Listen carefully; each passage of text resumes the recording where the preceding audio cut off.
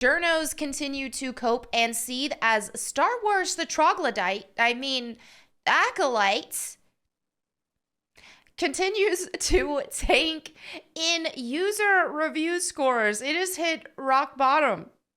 It's like every week it's going down at least another percent. Let's go ahead and dive into this video today. This comes to us from That Park Place, where they said Forbes reporter Paul Tassi seethes as Star Wars The Acolyte audience scores go even lower. I mean, what could you not love about this, right? Space lesbian witches using the Force to reproduce. Don't need no man, giving crack cookies to little children.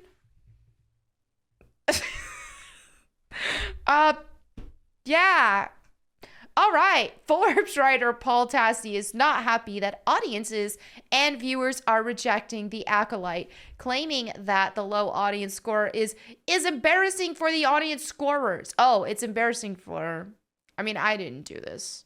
I don't blame anybody who did. I would if I was watching it.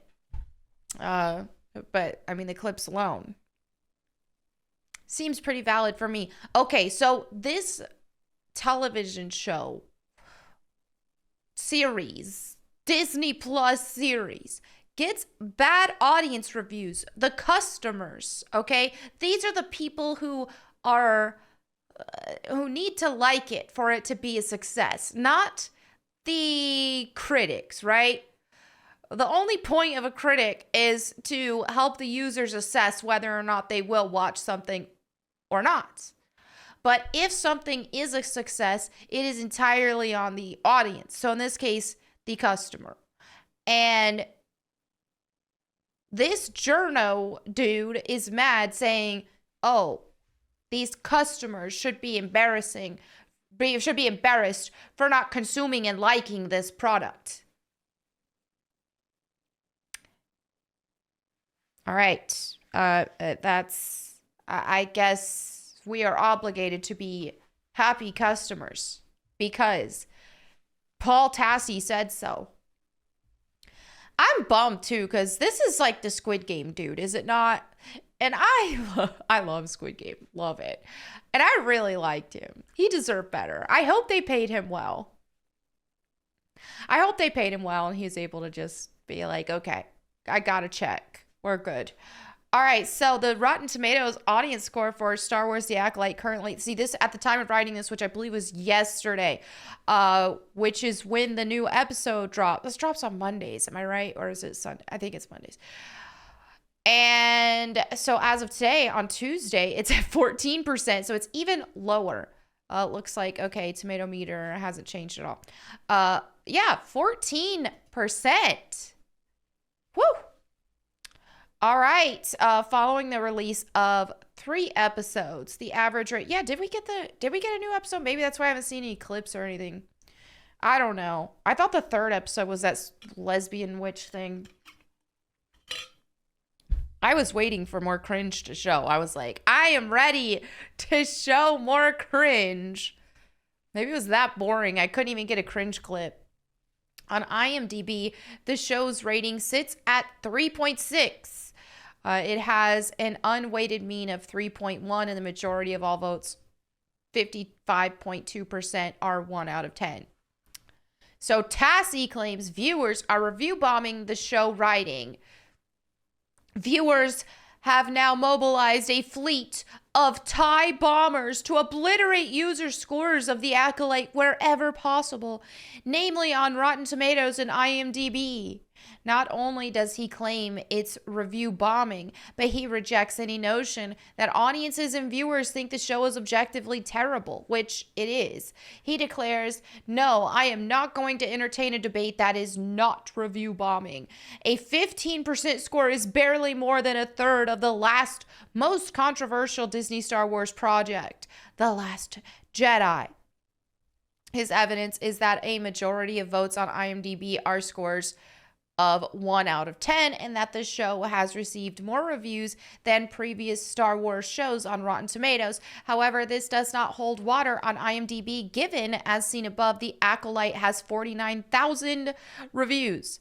In comparison, Ahsoka has a total of 115,000 reviews, Andor has 169,000 reviews, and Obi-Wan Kenobi has 233,000 reviews. Uh-oh.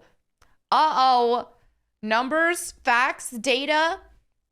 Paul must be shaking in his boots right now. That's the thing, is that what is his reasoning? If he thinks that people are review bombing this for any other reason, and because, oh, it's actually a good show. This is the thing, is that we learn with these things. If it's actually a good show, we don't, I mean, dude, how are you going to get that many people to agree? How are you going to lead a fleet of that many people to agree to give it a bad review if it's actually a good show? Does this happen? That's the question. Where is this happening at a widespread scale? It's just not adding up. And people get mad at me because, which I've had similar comments about, from like the Tomb Raider fandom and people who are a part of more of the reboot fans or whatever the new stuff is. Whenever I complain about it and make videos complaining about the new stuff, that is not as good, and or whatever crossovers and crap that they're doing and how they're ruining Tomb Raider and trying to just run it to the ground, right? And so a lot of people are agreeing with me, and a lot of people are like, yes, we want actual Lara Croft to come back. We want classic Lara Croft. She's better. Well, I get accused all the time of, you're leading a fleet of people into hating anything that the new Tomb Raider releases, any concept arts, any crossovers. It's you just leading the charge. Like, I have that kind of power. Like, I have the kind of power that, oh, okay, wait a minute. This is actually amazing. Lara Croft doesn't look like a dude in this concept art. She looks great. And all of these changes to Lara Croft's character are a good thing, but because I send people over to hate on it, that's why it's getting negative reception. If I had that kind of power, I could be like a billionaire. At least a millionaire. Come on. People are just doing what I say. They can't grasp the concept of, wait a minute, maybe all these people who are saying these things or whatever are actually in agreement. Whoa. They actually agree and they think for themselves? No way. What a concept. As for why he believes, okay, good, this was what I was wanting to know. Why he believes people are rejecting the show, Tassie writes, there are a bunch of dimensions to this, and none of them good. There is absolutely a racial and gender component to this.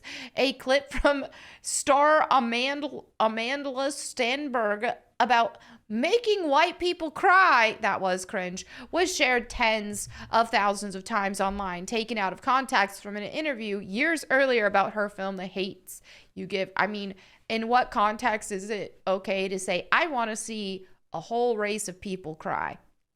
I want to make a whole race of people cry. What, is there a context? Is there a context where that's okay?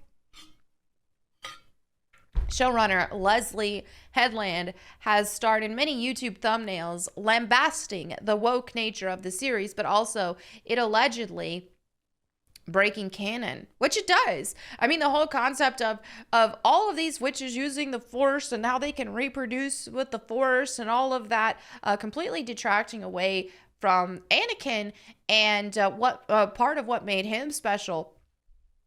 I mean, yeah. Fans are mad.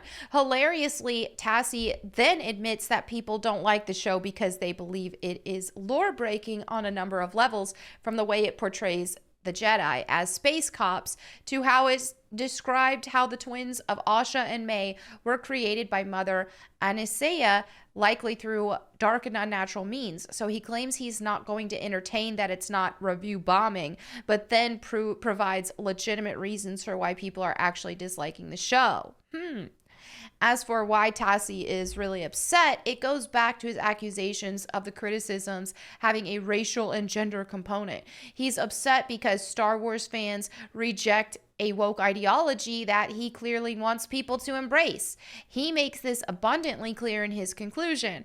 But the worst Star Wars project by an order of magnitude in the history of the series, and it just so happens to be one mostly starring black women, this whole situation is a parody of the modern toxic fan base of the series. And if you want to disguise it as being upset about canon, that it shows a distinct lack of understanding of both the material of the show and the wider universe. And this woke ideology was made abundantly clear in the promotion of the show. Actress Jodie Turner-Smith told Entertainment Weekly back in 2023 that the series is part of a wave of more inclusive and beautifully represented Star Wars shows. So that felt really cool. And I felt the importance of that, especially in some of the stuff that I got to where everyone really was excited about what they were seeing and what that would maybe mean for different fans that don't necessarily look like what you normally. It's all, I am so sick of this. I am so sick of this. Oh, let's worship the color of our skins. Let's focus so much on, representation. I need to be seen in this media, blah, blah, blah. We're sick of it. People are so sick of it. Write a good story. Give us a good story. This is, yeah. Anyway, Star Wars The Trash Acolyte, everybody. There you have it for this video. Let me know what you think in the comments below. I mean, there's just a number of reasons I'm not even giving this the time of day.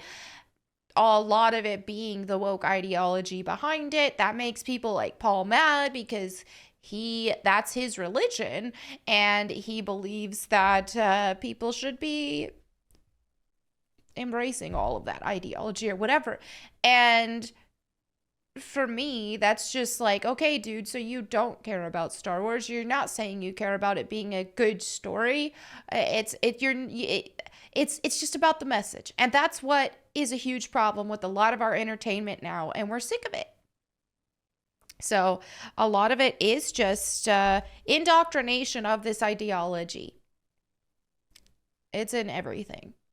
And we're sick of it. So anyway, there you have it for this video. Thank you all so much for hanging out with me today. If you want to catch me read the Bible to you, you can watch me on my Bible channel, Bible Time with Melanie Mack. Also my live streams here where you're watching right now every Thursday. So thank you all again. I will catch you next time. And in the meantime, go boom.